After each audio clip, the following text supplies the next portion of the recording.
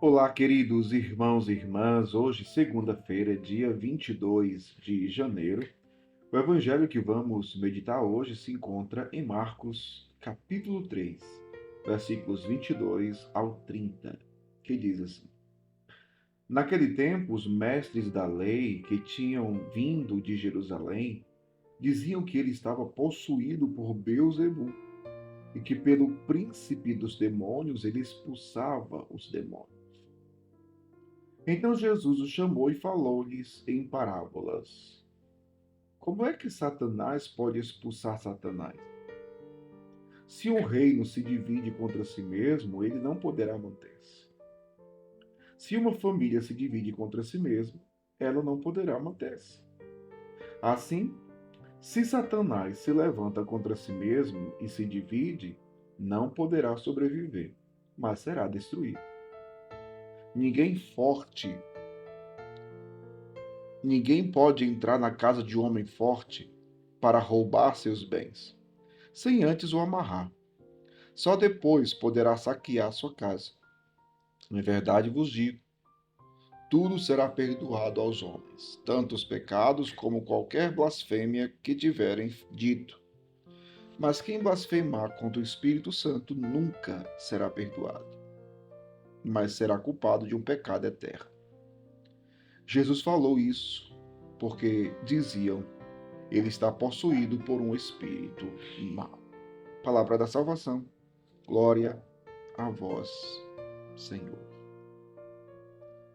Será culpado de um pecado eterno. Veja que no evangelho de hoje, o pecado fala sobre o pecado contra o Espírito Santo e diz que esse pecado é um pecado eterno. Muita gente ainda hoje não entende, né?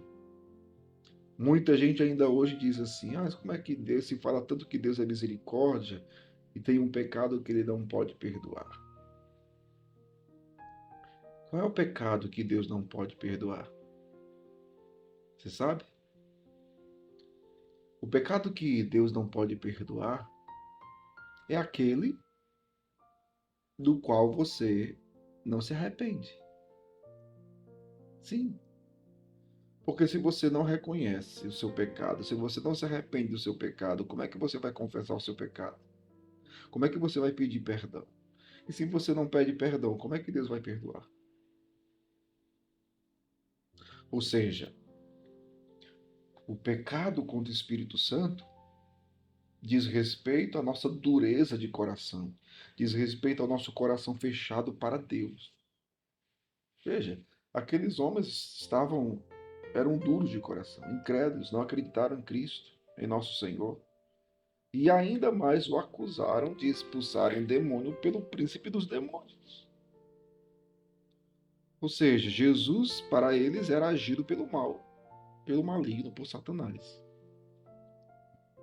Então, como, pensando tudo isso, eles estariam abertos para Deus? Então, esse é o pecado contra o Espírito Santo. E é importante que se diga, meu povo, todo pecado, por maior que seja, por maior que seja, por mais grave que seja, o pecado mortal, se você se arrepende, Deus te perdoa. Não tem pecado que Deus não possa perdoar, a não ser o pecado contra o Espírito Santo, que é justamente a falta de fé, a falta de arrependimento. E aí é que a gente precisa estar muito atento. Por quê?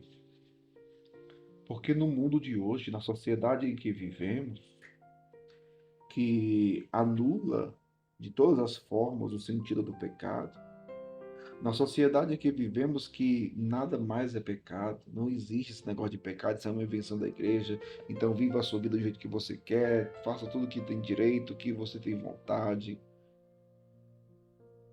Então, se com esta mentalidade corre-se o risco de, inclusive, muitos cristãos se corromperem. E como assim, padre? Como é que se corrompe diante disso? Vou dar apenas um pequeno exemplo, muito simples. Você, cristão, católico, de missa, de oração, reza o terço, devoto Nossa Senhora, mas cuidado.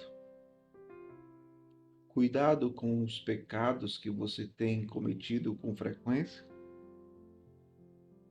e continuamente.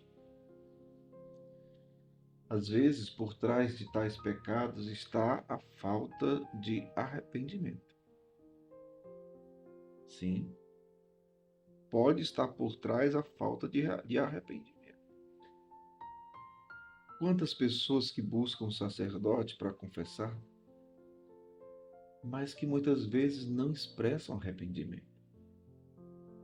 A sensação muitas vezes, quando a gente escuta algumas confissões, é que parece que estão ali para cumprir tabela,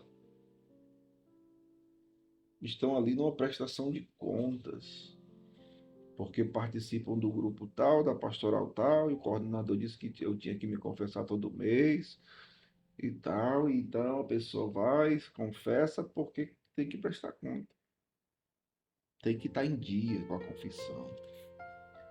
Mas que tipo de confissão se faz? Qual é a qualidade da confissão que você faz?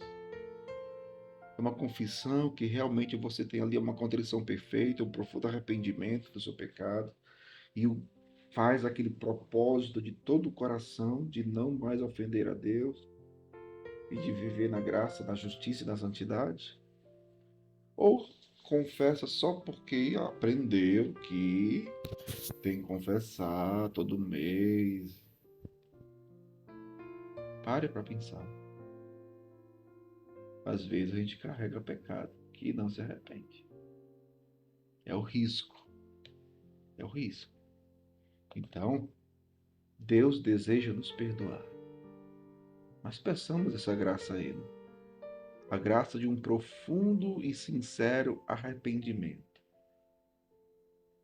Uma profunda contrição do nosso coração pelos pecados que já cometemos, com os quais ofendemos a Deus.